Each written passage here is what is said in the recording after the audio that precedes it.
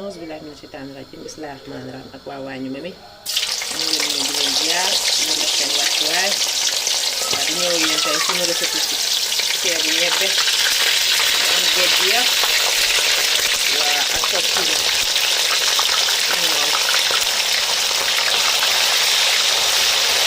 biir waañu ma tey ceebu ñebbe la ñu indi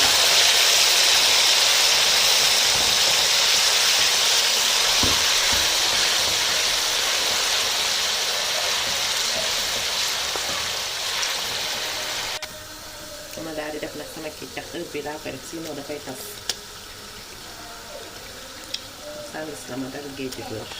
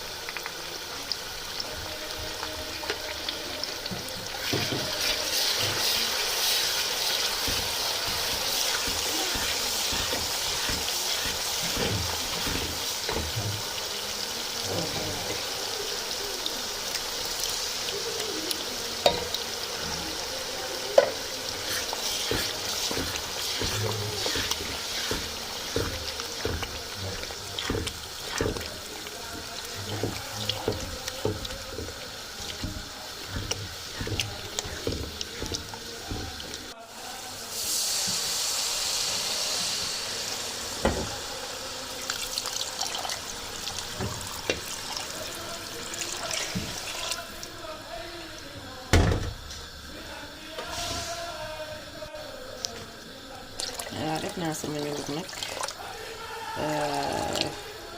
2 litres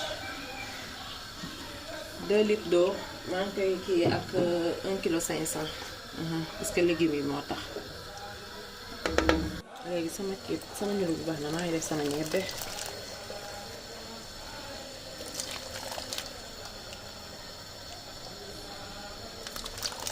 bu ñebbe lañu wax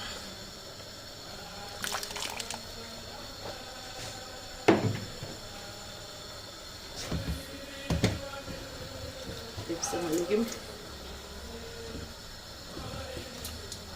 ñambi pome carotte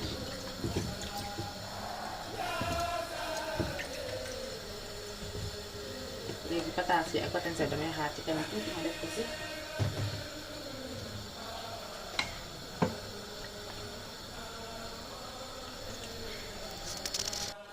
léegi maa ngi ko seen def sama yeneen kii yi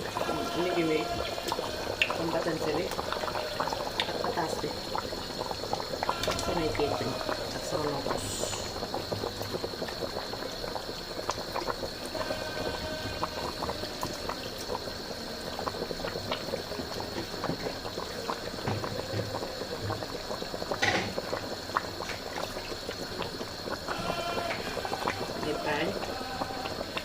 tuufa yoxos waaw bii nag bu ngeen koy da ngeen di baxal ndox ngeen sotti ko si ngeen bàyyi ko foofu ay 30 minutes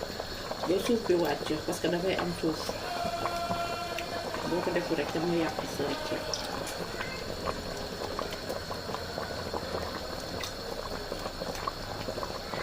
ci biir waañu moom bu leen fàtte nag di abonné di aimer di partage suñu vidéo waaye géej gi yes lañ wax de géej gi yes waaw tumbal suñu géej gi beurre man instant bi laa ko ci taamu tumbal suñu géej gi confumé mu ngi noonu ci biir waañu ma ne daa teg suñu nokkos nag waaw comme ça nokkos bi nag soble rek la ak poivron kaani chili laaj kaani waaw comme dafay mu ngi noonu ci biir waañu ma ne bu leen fàtte di aimer di partage suñu vidéo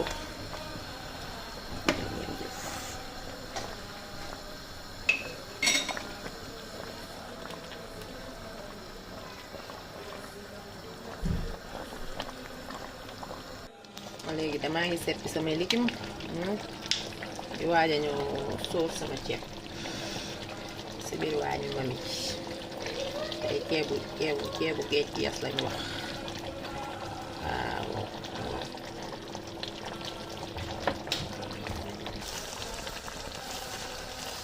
waaw maa ngi sóor sama ceeb sama ñeex tamit sàppali naa ko tuuti rek parce que xam nga géej bi ak ketchup bi lépp dafa am ay xorom loolu la loolu ngeen xorom daal ñoom leen ba pare ku nekk rek ak sa tuut fu mu la lu la sax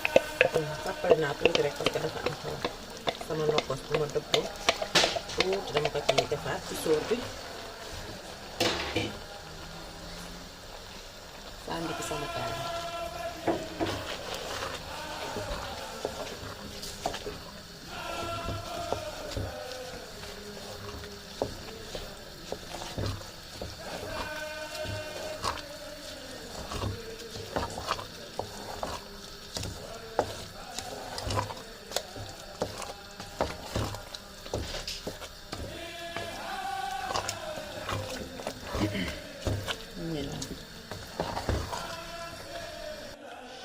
waaw mu ngi noonu léegi nag ñëw nañ ci phase finale bi waaw mu ngi noonu seen ceeb ñor na damay ñëw léegi daal leen ko yekkal incha allah ci biir waañu ma bi